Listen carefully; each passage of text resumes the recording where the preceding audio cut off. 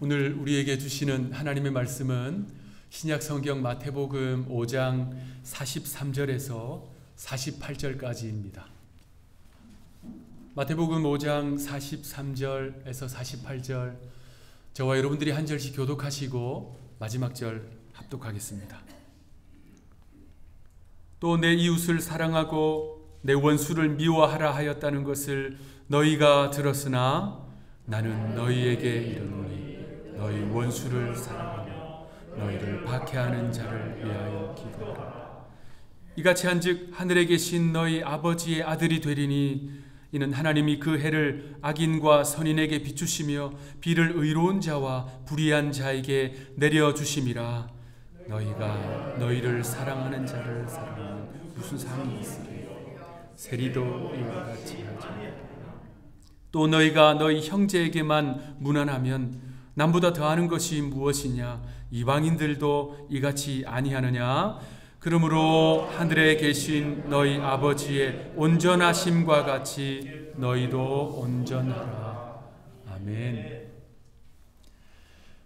프랑스의 소설가 생텍쥐베리의 유명한 동화가 있지요. 어린 왕자.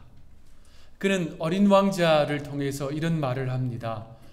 아무리 초라하고 보잘것없고 나약한 사람이라도 우리는 사랑해야 합니다. 우리는 그들을 심판하지 말아야 합니다.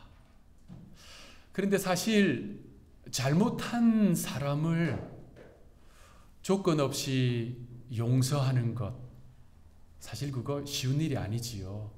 왜냐하면 그가 제대로 뉘우치지 않으면 똑같은 일을 반복할 것이다 라고 하는 우려가 우리 마음에 있기 때문입니다. 그런데요, 죄인을 향해서 어떠한 형벌을 가하지 않고서도 그 죄인이요 펑펑 울고 진심으로 뉘우치는 그런 과정을 행하는 이 재판, 그런 아주 독특한 재판 문화를 가진 사람들이 있습니다. 아프리카 대륙의 이 남쪽 내륙 지역에 잠비아라고 하는 나라가 있지요. 그 잠비아라고 하는 나라의 북부 고산지대에 사는 한 부족이 있습니다. 바벤바라고 하는 부족이에요. 세계 학자들은 이 부족을 주목하고 연구합니다. 왜냐하면 이 부족은요, 범죄율이 매우 낮아요. 그래서 학자들이요, 이 부족, 아프리카 남부 대륙 중에서 그 수많은 나라들 안에 살아가는 더 많은 부족들 가운데 가장 평화롭기로 유명한 이 부족. 그래서 인류학자들이, 사회학자들이 이 부족을 찾아갔어요.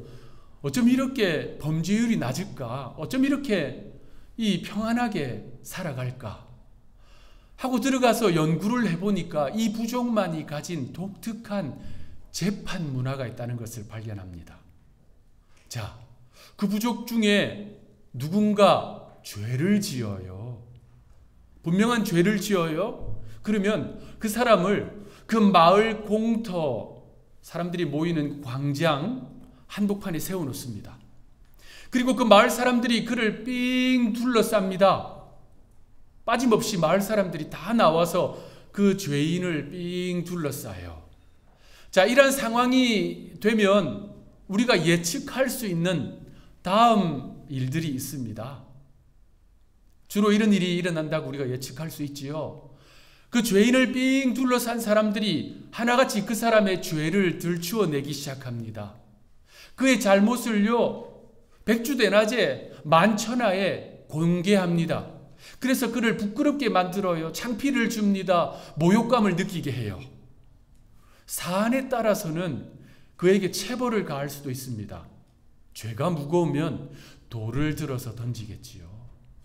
돌을 들어 던질 때는 어떻게 합니까? 주변 사람 눈치 보지 않고 돌을 들어서 그 죄인을 향해서 던질 것입니다. 그런데 이 바벤바 부족은요, 우리의 예상과 전혀 다른 방식으로 재판을 진행합니다. 그 죄인을 삥 둘러선 그 마을의 사람들은요, 한 명씩 돌아가면서 이 죄인을 향해서 칭찬하기 시작해요. 지난번에 사냥 나갔을 때 그때 도와준 거 정말 고마워. 우리 집 지붕을 수리할 때 그때 거들어준 거 내가 잊지 않아. 너무 감사해. 우리 가족에게 물과 양식을 나누어 준 거 너무너무 고마워. 내가 그때 넘어졌을 때 손 내밀어 잡아 일으켜줬지. 그거 내가 잊지 못한다. 너무 고맙다. 이렇게 이 재판 과정에서 칭찬 릴레이가 시작됩니다. 죄를 들춰내는 것이 아니고요, 칭찬을 통해서 오히려 죄를 덮어줍니다. 마을 주민들은요, 진심 어린 마음으로 칭찬을 하거든요. 그러면 여지없이 이 죄인은 곧 흐느끼기 시작해요. 그리고 곧 그 자리에 털썩 주저앉아서 엉엉 웁니다. 대성통곡을 해요. 그럼에도 불구하고 그 마을 사람들은 계속 칭찬을 합니다. 마을 사람들의 칭찬이 모두 끝나면 그 사람은 이제 용서받은 거예요. 그 사람의 죄는 사해졌습니다. 그리고 그 마을에는요, 큰 잔치가 벌어져요. 그 사람의 죄가 용서되었다는 것을 축하하고, 그리고 그 죄인이 새롭게 태어났다는 것을 인정하는 축하잔치가 벌어집니다. 그런데 인류학자들, 사회학자들이 오래도록 연구를 했는데 이 부족에게는 이 잔치가 흔치 않아요. 왜냐하면 범죄가 거의 일어나지 않기 때문입니다. 우리는 잘못에 대해서, 죄에 대해서 엄중한 이 엄벌을 가해야 죄를 미연에 방지할 수 있다라고 일반적으로 생각합니다. 그런데 오늘 본문에서 예수님은 완전히 다른 기준을 우리에게 제시하십니다. 오늘 본문 마태복음 5장 43절, 44절, 또 내 이웃을 사랑하고 네 원수를 미워하라 하였다는 것을 너희가 들었으나 나는 너희에게 이르노니 너희 원수를 사랑하며 너희를 박해하는 자를 위하여 기도하라. 너희 원수를 사랑하며 너희를 박해하는 자를 위하여 기도하라. 여러분, 이웃을 사랑하는 단계, 참 고귀한 단계입니다. 너무나도 가치로운 일이지요. 그런데 죄인에게 자비를 베푸는 단계, 이거 쉬운 단계 아니잖아요. 이거 어렵잖아요. 그런데 주님은 거기서 한 단계 더 나아가십니다. 너희 원수를 사랑하고 너희를 박해하는 자들을 위해 기도하라. 자, 여러분, 죄를 지은 사람이 죄인이지요. 그런데 그 사람이 죄를 지었는데 그 죄로 말미암아 내가 어떠한 피해를 보지 않는 경우도 있습니다. 그가 지은 죄가 나와 특별히 상관없다는 것이지요. 그는 여전히 죄인이지만 나는 어떤 피해도 손해도 입지 않았습니다. 그럼에도 불구하고 우리는 그런 죄인도 용서하고 자비를 베푸는 것이 쉽지 않습니다. 왜냐하면 우리는요, 죄에 대한 응당한 처벌을 받아야 한다라고 하는 사회적 통념 가운데 살고 있기 때문입니다. 그런데 오늘 본문에서요, 주님은 죄인에게 사랑을 베풀고 박해하는 자에게 그들을 위해 중보 기도를 하라고 합니다. 그런 죄인을 위해서 정죄하거나 처벌하지 않고 오히려 칭찬하는 이 바벤바 부족의 재판 문화는 놀라운 그 자체인데 주님은 한 단계를 더 나아가신다는 거예요. 주님의 말씀은 너희 원수라고 찝어서 말씀하십니다. 너희를 박해하는 자라고 찝어서 말씀하세요. 어떤 불특정한 나와 상관없는 죄인이 아니에요. 나에게 상처를 주고 나에게 손해를 끼치고 나에게 아픔을 준 바로 그 대상. 그 대상이 한 개인일 수도 있습니다. 한 가문일 수도 있어요. 아니면 한 조직, 공동체, 기업일 수도 있습니다. 아니면 한 나라일 수도 있어요. 예수님은 오늘 본문에서 그 대상을 너희 원수, 너희를 박해하는 자라고 말씀하세요. 그리고 그들을 사랑하고 그들을 위해 기도하라는 것이 오늘 본문의 주님의 명령입니다. 우리가 살다 보면 느끼는 게 있어요. 아마 공통적으로 느낄 거예요. 그런 원수 같은 존재는 어디 멀리 있지 않습니다. 여러분, 지구 반대편에 있는 사람하고 우리가 원수질 일이 뭐가 있겠습니까? 원수는 가까이에 있습니다. 가까이에 있어요. 한 집안 안에서, 형제 가운데, 가문 안에서, 때로는 친구 사이에, 이웃 사이에, 때로는 한 교회 공동체 안에서 그렇게 가까웠던 사람이 원수관계가 되는 것이지요. 그래서 원수는 늘 가까이에 있는 것이 우리의 삶의 모습입니다. 예전에 그 한국의 SBS 방송에서 아주 유명한 프로그램이 있었습니다. 여러분들도 보신 적이 있을 것인데 저도 몇 번 보았는데요. 제목이 아름다운 세상 만들기라는 프로그램이었어요. 시골에 사시는 할아버지 할머니들을 이제 상경해서 방송국에 모셔서 사회자가 게임을 해서 그 게임을 풀어가는 그런 프로그램이었어요. 아주 인기가 많았습니다. 사회자가 진행하는 게임이 여러 가지가 있었는데 그 가운데 하나가 스피드 퀴즈였어요. 그래서 문제를 내면 맞추는 거예요. 그날에 수십 년 함께 살아오신 할아버지와 할머니가 스피드 퀴즈를 이제 풀어야 하는 상황이었어요. 할아버지가 문제를 내고요. 할머니가 답을 맞추는 거였는데 할머니가 맞춰야 될 정답이 뭐냐면 천생연분이었어요. 그래서 할아버지가 이 스피드 퀴즈니까 어때요? 마음이 조급하고 애타는 마음으로 문제를 냈잖아요. 그리고 이렇게 설명을 합니다. 그 있잖아. 동네 사람들이 우리 보면서 하는 말 있잖아. 할머니가 그 설명을 듣고 제가 그 장면을 똑똑히 기억하는데 고개를 이렇게 갸우뚱했어요. 모르신다는 거지요. 그랬더니 그 모습을 본 할아버지가 역정을 내면서 소리를 지릅니다. 아이 무식한 할망구 같으니라고. 그것도 몰라. 당신이 나를 어떻게 생각하냐고. 당신이 나를 어떻게 부르냐고. 할머니가 그제서야 알겠다는 듯이 환한 미소를 지으면서 대답했지요. 왼수. 정답하고 다르니까 할아버지가 포기하지 않고 계속 설명했잖아요. 아니 그거 말고 네 글자로 된 거 네 글자. 그랬더니 이 할머니가 뭐라고 외쳤지요? 정답을 역시 우리 하누리 성도들은 똑부러지게 정답을 잘하세요. 평생왼수 이렇게 외쳤잖아요. 맨수는 가까이에 있습니다. 이 할머니의 정답 때문에 그 장례가 완전히 웃음바다가 됐어요. 저도 포복절도했거든요.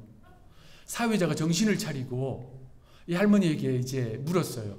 아이고 할머니 어떻게 그렇게 왼수랑 평생을 사셨어요? 할머니가 이렇게 답을 했습니다. 아이고 쏙이 썩어도 어쩌겠어요. 참아야지. 여러분 그렇게 참을 수 있다면 괜찮아요. 그런데 세월이 갈수록 골이 깊어지고요. 갈등이 심화됩니다. 그러다 보니까 어떻게 됩니까? 이제는 존재하지도 않는 사람인 것처럼 대하는 거예요. 원수관계지요.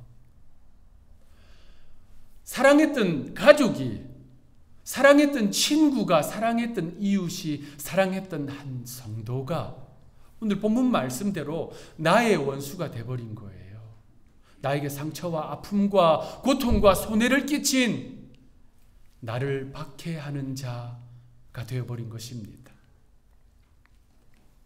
우리 주님은요, 그를 사랑하고 그를 위해 기도하라라고 말씀하십니다.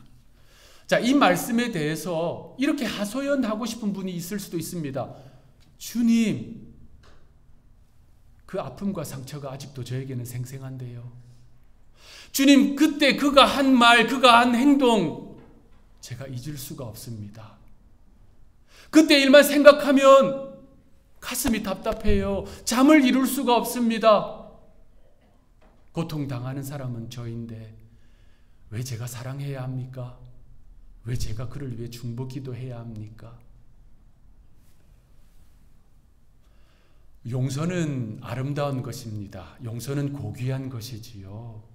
그런데 그 용서, 내가 받는 대상이 된다면 이거 감사한 일이지요. 감격적인 일입니다. 그런데 그 용서를 내가 베풀어야 하는 대상이 된다는 것은 전혀 다른 이야기잖아요. 때로는 이것이요, 엄청난 고통의 과정이기도 합니다. 마크 트웨인이 아주 유명한 말을 했잖아요. 용서란 무엇인가? 용서는 제비꽃이 자기를 짓밟는 발꿈치에 남기는 향기이다. 누가 제비꽃을 탁 밟았는데 제비꽃이요, 그 발에다가 향기를 남긴대요. 용서는 그와 같대요.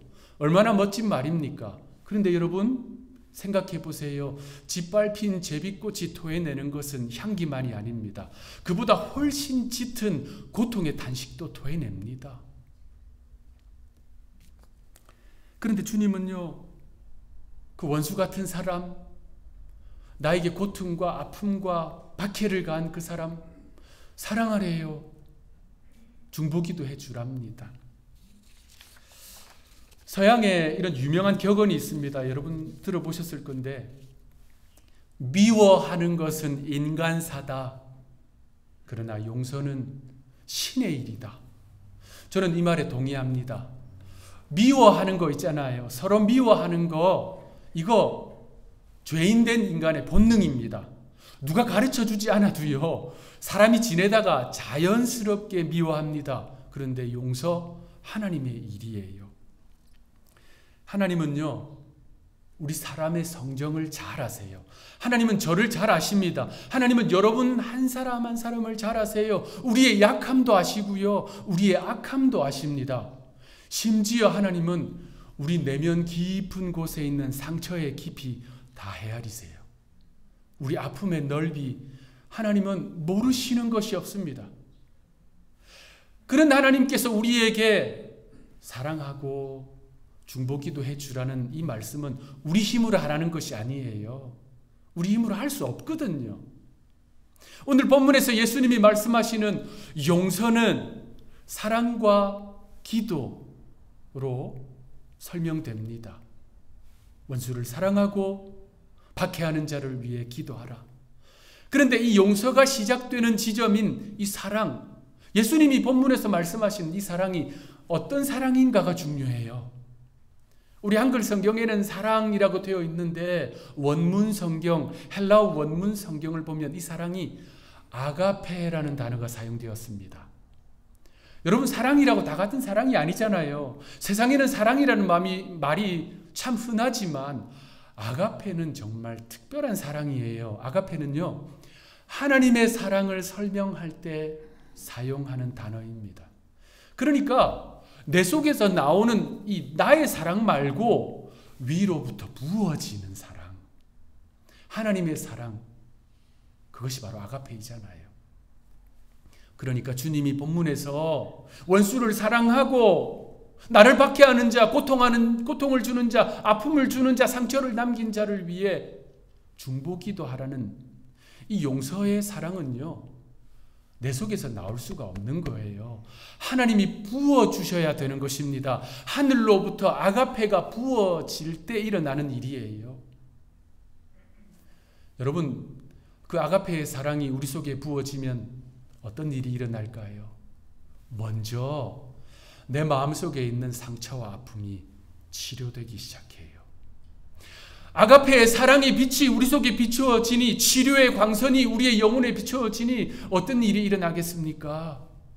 우리 속에 있는 상처, 그 어두웠던 곳, 그 꽁꽁 닫아두었던 곳, 그래서 골맞던 그곳에 치료가 일어나기 시작합니다. 빛이 들어와요. 원수 같았던 그 사람, 너무나도 미웠던 그 사람에게 마음이 꽁꽁 얼어 있었는데 녹기 시작해요. 꼭꼭 닫아두었는데 조금씩 열리기 시작합니다.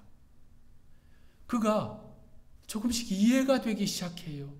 그리고 불쌍히 여기는 마음이 이 안에서 일어납니다. 그리고 그를 위해 손을 모아 중보기도 하기 시작해요. 다시 말씀드립니다. 이러한 과정은 우리의 내면에 자발적으로 일어나는 것이 아니에요.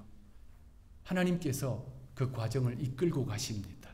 그러면요, 그 순간이 뭐냐면 하나님의 마음을 얻게 되는 순간이에요. 하나님의 마음을 가지게 되는 거예요. 예수님은 그러한 과정을 오늘 본문에서 이렇게 말씀하십니다. 하나님 아버지의 온전하심 같이 너희도 온전하라. 그것이 바로 하나님의 온전하심에 가까이 나아가는 길입니다. 그래서 우리가 해야 할 일이 뭐겠습니까? 우리가 지금 해야 할 일은 하나님을 향해서 두 손 들고 주님, 아가페의 사랑을 부어주십시오. 저의 머리끝부터 발끝까지 아가페의 사랑을 부어주십시오. 하나님은 단언컨대 그 기도를 외면하지 않으십니다. 우리는 그 사랑으로 용서를 실천하게 되는 것이지요. 오늘 본문을 주님은 이렇게 맺으세요. 마태복음 5장 48절. 그러므로 하늘에 계신 너희 아버지의 온전하심 같이 너희도 온전하라. 주님이 용서를 행하는 것이 바로 하나님의 온전하심에 나아가는 길이라고 말씀하시는 거예요. 하루는 예수님께서 말씀을 선포하고 계셨습니다. 주님의 말씀을 듣고 있던 베드로가 벌떡 일어나 손을 들고 주님께 질문했어요. 베드로의 질문의 내용이 이것입니다. 마태복음 18장 21절. 그때에 베드로가 나와 이르되 주여, 형제가 내게 죄를 범하면 몇 번이나 용서하여 주리까? 7번까지 하오리까? 베드로가요, 다른 사람 다 앉아서 듣고 있는데 벌떡 일어나 주님께 가까이 나왔다는 말입니다. 아주 유명한 말씀 아닙니까? 베드로는 지금 예수님께 용서의 횟수에 대해서 묻고 있는 것입니다. 그런데 그 구절 잘 보십시오. 베드로가 지금 저 멀리 어디 지구 반대편에 있는 불특정한 어떤 죄인에 대해서 물은 것이 아니에요. 뭐라고 물었습니까? 형제가 내게 죄를 범하면. 그러니까 가까운 사람, 여기 형제는 집안 사람일 수도 있고 믿음의 형제일 수도 있고 형제 같은 친구일 수도 있습니다. 그가 나에게 죄를 범한 거예요. 원수가 된 것입니다. 나를 박해했던 것입니다. 랍비들은요, 그 시대의 유대 랍비들은 그러한 죄인들은 3번까지 용서해 주어라 라고 가르쳤어요. 3번도 놀라운 일이지요. 그런데 지금 베드로는 랍비들이 가르친 것보다 훨씬 높은 기준으로 7번을 주님께 가지고 나아갔습니다. 사실 베드로의 이 표현은 헬라어 원문을 보면 이런 뉘앙스가 있어요. 예수님, 랍비들은 3번 용서라고 하는데 7번 정도면 충분하겠지요? 이런 뉘앙스예요. 베드로의 그 이야기를 들으신 주님이 이렇게 답하시지요. 마태복음 18장 22절. 예수께서 이르시되 내게 이르노니 7번뿐 아니라 7번을 70번까지라도 할지니라. 7번을 70번, 490번 용서하라는 거예요. 이것은 횟수에 대한 이야기가 아니고 완전한 용서에 대한 말씀입니다. 베드로에게 이 말씀을 하시고 주님은 한 이야기를 들려주세요. 그 이야기에는 한 주인과 그 주인에게 빚을 진 사람이 나옵니다. 그런데 이 빚진 자가 얼마나 빚을 졌냐면요, 1만 달란트의 빚을 졌습니다. 자, 이 달란트는 여러분 아시겠지만 무게를 표현하는 단위예요. 그 시대에. 그런데 이 달란트를 아무 때나 붙이지는 않아요. 거의 예외 없이 금이나 은에 붙입니다. 우리로 말하면 돈 같은 거예요. 돼지 돈 말고요. 금 한 돈, 은 한 돈 할 때 그 돈. 우리 알루미늄 한 돈, 철 한 돈 안 하잖아요. 금에, 은에 붙이잖아요. 마찬가지로 달란트도 그렇습니다. 1달란트는 75파운드입니다. 자, 여러분, 금 75파운드, 은 75파운드. 어마어마한 금액이잖아요.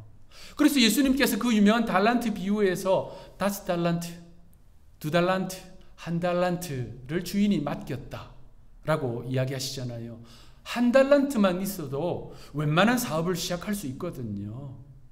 그런데 예수님의 말씀에 나온 그 빚진 자는 얼마 빚을 졌다고요? 1만 달란트를 빚졌어요. 이것은요, 계산할 수도 없는 천문학적인 금액입니다.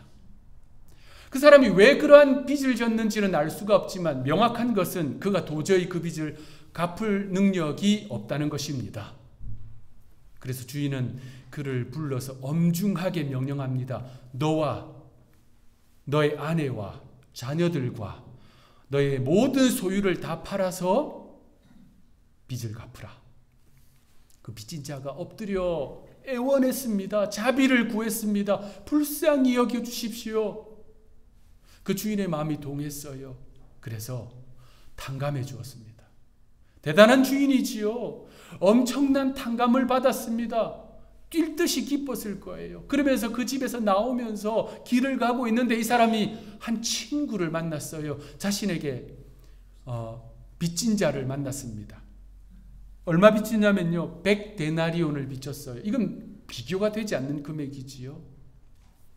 그런데 이 빚진 자가, 탕감받은 자가 친구의 멱살을 잡고, 성경에 그렇게 나와요. 소리 지릅니다. 당장 빚을 갚으라. 친구가 애원합니다. 자비를 요청합니다. 그런데 빚을 다 갚을 때까지 감옥에 가두어 버립니다. 이 사실이 주인의 귀에 들렸어요. 주인은 다시 그 사람을 불렀습니다. 그리고 꾸짖었어요. 너가 자비를 받았는데 너도 너의 친구에게 자비를 베푸는 것이 마땅하지 아니하냐? 그러면서 주님은 7번 용서하면 되겠지요? 라고 하는 베드로의 그 물음에 최종적으로 이렇게 답변하십니다. 우리 마태복음 18장 35절 합독하겠습니다. 주님께서 저와 여러분에게 하시는 말씀이에요. 시작. 너희가 각각 마음으로부터 형제를 용서하지 아니하면 나의 하늘 아버지께서도 너희에게 이와 같이 하시리라. 아멘. 말씀을 마무리하겠습니다. 자크 아나톨 프랑수아라고 하는 소설가가 있어요. 19세기 중반에 프랑스에서 활동한 소설가입니다. 그의 유명한 작품들이 많은데 그 가운데 하나가 고개사라는 단편소설이에요. 묘기를 부리는 고개사. 한 무명의 고개사가 있었습니다. 그는 늘 성실하게 사람들 앞에서 묘기를 펼치고 고개를 했어요. 그런데 이제 나이가 많이 들었습니다. 그런데 어디 의지할 데가 없었어요. 그래서 수도원으로 들어가서 노년을 보내게 되었습니다. 들어가 보니까 자기와 비슷한 외롭고 의지할 데 없는 노인들이 모여 있는 거예요. 교제를 하다 보니까 그 가운데 어떤 노인은 과거에 목수였던 사람도 있었고요. 과거에 정원사였던 사람도 있었고 또 미장이었던 사람도 있었어요. 과거에 여러 직업들이 있었는데 이제는 다 노년이 되어서 수도원에 들어와서 그렇게 교제하고 살고 있었습니다. 그런데 이 고개사 노인이 어느 때부터인가 마음에 큰 고민이 생겼어요. 왜냐하면요, 이 목수였던 노인은 그 수도원의 망가진 의자를 뚝딱뚝딱 고쳐놓았어요. 정원사였던 노인은요, 그 수도원의 마당에 있는 나무를 예쁘게 가꾸어 놓았습니다. 그리고 미장이었던 노인은요, 그 수도원에 무너진 담 한 켠을 튼튼하게 새롭게 쌓았어요. 그런데 자기에게는 그런 재주가 전혀 없는 거예요. 너무 고마운데 아무런 재주가 없는 거예요. 언제부터인가 캄캄한 밤이 되니까 이 고개사 노인이 다 잠든 사이에 홀로 일어나서 어디로 가는 거예요. 사람들이 자다 일어나서 보니까 그 노인이 없는 거예요. 그래서 그 다음날 물어보았습니다. 아니 그 밤에 어디에 갔었어? 이 고개사 노인은 대답하지 않고 그저 빙그레 미소를 지었습니다. 며칠을 지나도 그렇게 하길래 다른 사람들이 궁금해서 못 견디겠는 거예요. 그래서 어느 날 밤에 몰래 일어나서 그 고개사 노인을 따라가 봤습니다. 따라가니까 그 고개사 노인이요, 혼자 아무도 없는 그 캄캄한 예배당 안으로 들어가는 거예요.